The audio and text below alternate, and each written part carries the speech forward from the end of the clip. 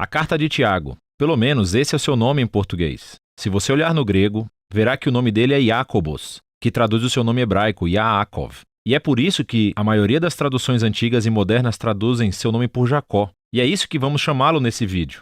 Agora, há muitos Jacós no Novo Testamento. 2 deles pertencem ao círculo íntimo de Jesus dos 12 discípulos. Mas essa carta vem do Jacó que era meio-irmão do próprio Jesus. Aprendemos a história desse Jacó no livro de Atos e nas cartas de Paulo. Depois que Pedro partiu de Jerusalém para começar novas igrejas, o meio-irmão de Jesus, Jacó, ganhou destaque como líder da igreja matriz em Jerusalém, composta principalmente de judeus messiânicos ou cristãos. Essa foi a primeira comunidade cristã de todos os tempos e sabemos que ela teve dificuldades durante os 20 anos em que Jacó foi o seu líder.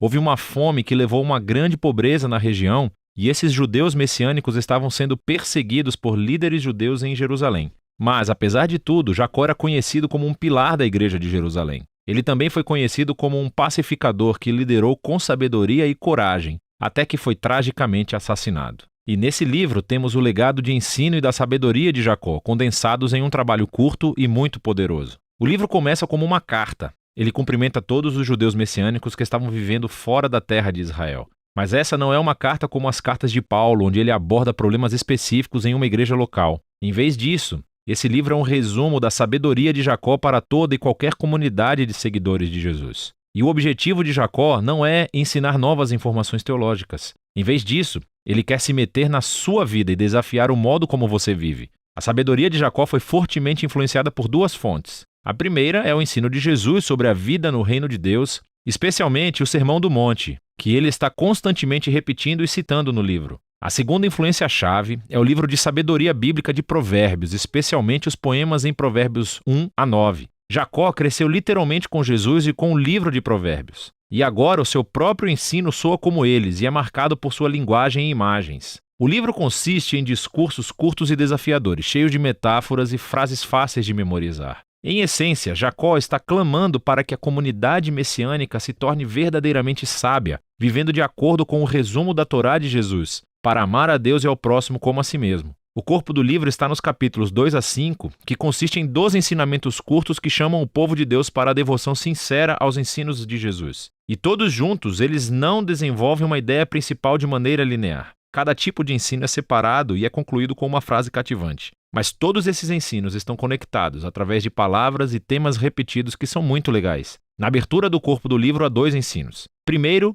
sobre favoritismo e amor. Jacó expõe como tendemos a mostrar favoritismo a pessoas que podem nos beneficiar e negligenciamos pessoas que não podem, geralmente porque são carentes. Jacó diz que isso é o oposto do amor definido por Jesus. Ele prossegue mostrando como é e como não é a fé genuína. Então, se alguém diz que tem fé em Deus, mas negligencia as pessoas carentes ou pobres, a fé dessa pessoa está morta, diz ele. Suas ações traem o que dizem que acreditam, e a fé genuína sempre resulta em obediência aos ensinos de Jesus. Agora, espalhados pelo corpo do livro, encontramos 3 lugares diferentes onde Jacó desenvolve o próprio ensinamento de Jesus sobre as nossas palavras. Então, com a mesma boca, lançamos dor sobre as pessoas e depois oferecemos louvor a Deus. Tão confuso.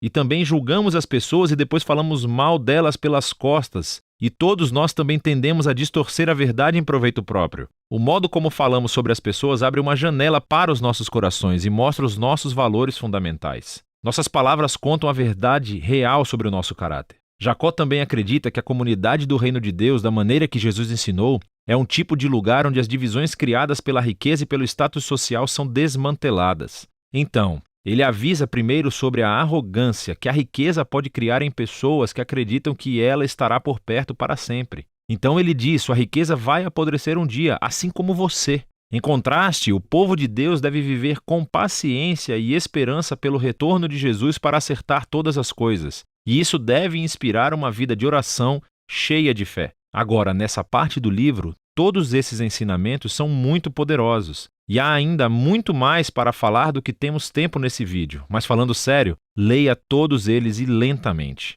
Agora, nesses 12 ensinamentos sábios temos o capítulo introdutório. É uma corrente fluida de ensinos sábios e frases para resumir as ideias principais de todo o livro. Esse capítulo realmente apresenta todas as palavras-chave e temas que você encontrará nos capítulos 2 a 5. Jacó começa dizendo que ele sabe por experiência pessoal que a vida é difícil. Afinal de contas, ele foi martirizado pouco tempo depois de escrever essa carta.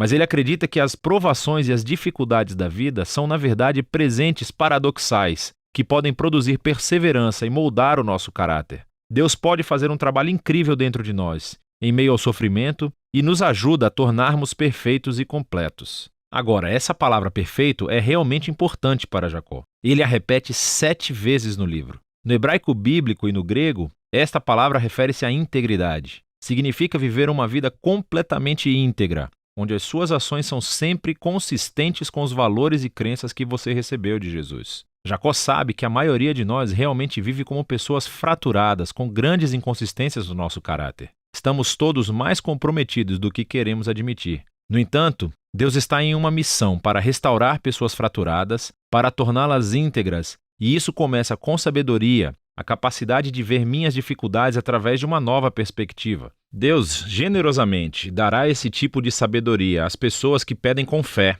sem duvidar do caráter de Deus. E quando entendemos o nosso humilde e frágil lugar diante de Deus, somos forçados a escolher entre a ansiedade ou confiança. E a verdadeira sabedoria significa escolher acreditar que Deus é bom, apesar de minhas circunstâncias. Então, se a pobreza está forçando você a passar por momentos difíceis na vida, Jacó diz: tente ver isso como um presente que obriga você a confiar somente em Deus. E além disso, a riqueza é fugaz. Tudo passará como flores do campo no calor de verão. E quando passarmos por tempos difíceis, não acusem a Deus. Em vez disso, deixe que as suas circunstâncias ensinem o que Jesus ensinou sobre o caráter de Deus, que o Pai é generoso, que Ele está pronto para nos encontrar em meio à nossa dor e que Ele é digno de confiança. É esse Deus que, através de Jesus, nos deu um novo nascimento para nos tornarmos novos tipos de humanos que podem enfrentar o seu sofrimento com total confiança no Pai, assim como Jesus fez. E essa nova humanidade é algo que descobrimos quando não apenas ouvimos a palavra de Deus, mas seguimos o que ela diz.